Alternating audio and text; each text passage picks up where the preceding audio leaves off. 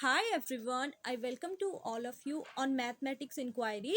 आज के इस वीडियो में मैं एक ये क्वेश्चन लेकर के आई हूँ जो कि कॉम्प्लेक्स एनालिसिस का है, बीएससी थर्ड ईयर का। तो ये क्वेश्चन जो है कि काफ़ी ज़्यादा इंपॉर्टेंट है, एग्जाम्स में काफ़ी ज़्यादा बार पूछा गया है, तभी मैं इस क्वेश्चन को आज की इस वीडियो में एक्सप्लेन करने वाली हूँ। तो चलिए इस क्वेश्चन को सॉल्व करते हैं। यहाँ पे ये लिखा हुआ है कि show that argument z plus argument z bar is equals to 2n pi. ये आपको प्रूफ करके लेकर के आना है।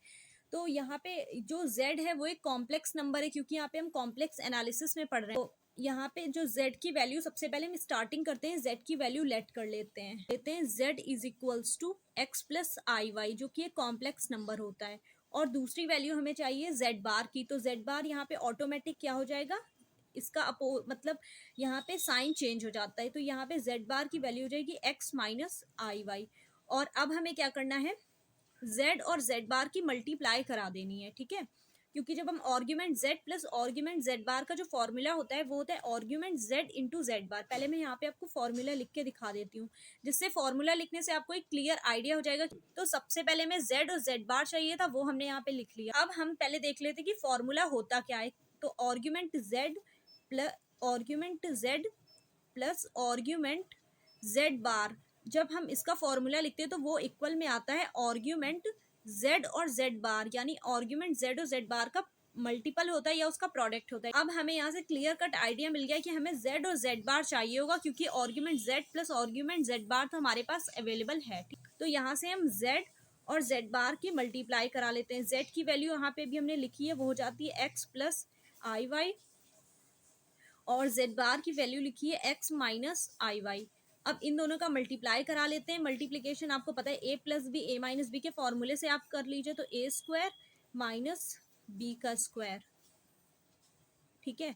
तो यहाँ पे हो जाएगा x square minus i square y square, और जो आई स्क्वायर होता है उसकी वैल्यू होती है माइनस का 1। तो यहाँ से हो जाएगा x square plus y square. तो यहाँ से हमने z और z बार की वैल्यू निकाल ली है। अब हम सिंपली अपना जो फॉर्मूला होता है उसे यहाँ पर दोबारा से लिख देंगे। हालांकि यहाँ पे फॉर्मूला लिखने की जरूरत नहीं है, आपको यहीं पे लिखना है और argument z plus argument z बार। तो यहाँ पे आर्ग्यूमेंट लिख देते हैं और z बार का जो हमने वैल्यू निकाली है वो यहाँ पे पूरा लिख देते हैं। तो यहाँ पे हो जाएगा एक्स स्क्वायर प्लस वाई। ये जो वैल्यू आई है इसको आप कुछ लेट करना चाहो लेट कर लो, बहुत सी बुक्स में इसको लेट कर लेते हैं, बट हम क्यों लेट करें। यहाँ से हमें ये क्लियर दिख रहा है कि ये वैल्यू क्या है, ये हमारी वैल्यू क्या है, रियल वैल्यू है। जैसे हम यहाँ से पता लगाते हैं कि वैल्यू क्या है, इसकी हम कंपेयर इससे कराते हैं। जैसे एक फॉर्मूला होता है कॉस थीटा प्लस आई साइन थीटा, ये फॉर्मूला बहुत ज़्यादा यूज होता है कॉम्प्लेक्स एनालिसिस में। तो जो कॉस थीटा के वाला पार्ट होता है वो हमारा रियल पार्ट होता है, और यहाँ से जो ये वैल्यू आई है ये हमारी रियल वैल्यू है। क्योंकि इसमें आई नहीं दिख रहा, अगर आई होता तो हम इसे इमेजिनरी कर देते। तो यानी कि ये जो वैल्यू है ये किसकी है, ये वैल्यू है कॉस थीटा की।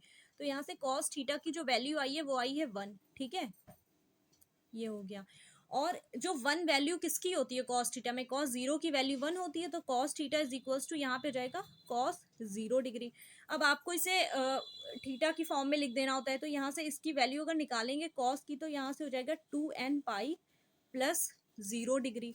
तो यहाँ से हो जाता है theta is equals to 2n pi. और जो थीटा है वो हमारा argument z plus argument z bar के इक्वल है। तो यहाँ से ये तो हमारा चल ही रहा था, तो आप यहाँ पे लास्ट में एक बार दिखा भी दीजिएगा आर्ग्यूमेंट टू। तो यही आपको प्रूफ करके लाना था कि argument z plus argument z bar is equals to 2n pi आपको लेके आना था। तो ये हमने प्रूफ कर लिया है। काफी इजी क्वेश्चन है, कुछ करने की जरूरत नहीं है, बस आपको स्टार्टिंग में ये इस चीज का ध्यान रखना है कि यहाँ पे argument z plus argument z बार का फॉर्मूला क्या होता है। तो वो इन दोनों का मल्टीपल होता है। तो आपको सबसे पहले मल्टीपल निकाल लेना है। मल्टीपल निकाल लेंगे तो आपको यहाँ से पता चल जाएगा ये वैल्यू रियल है या इमेजनरी है। तो ये तो वैल्यू रियल है, रियल वैल्यू है तो कॉस थीटा की है, और वैल्यू 1 है, और कॉस में 1 की वैल्यू 0 में आती है। तो इसका फिर हमने यहाँ से क्या बोलते हैं, मानक मान जो निकालते हैं, तो वो हमने यहाँ से इसका निकाल लिया और 2n पाई हमारा आंसर आ गया, ठीक।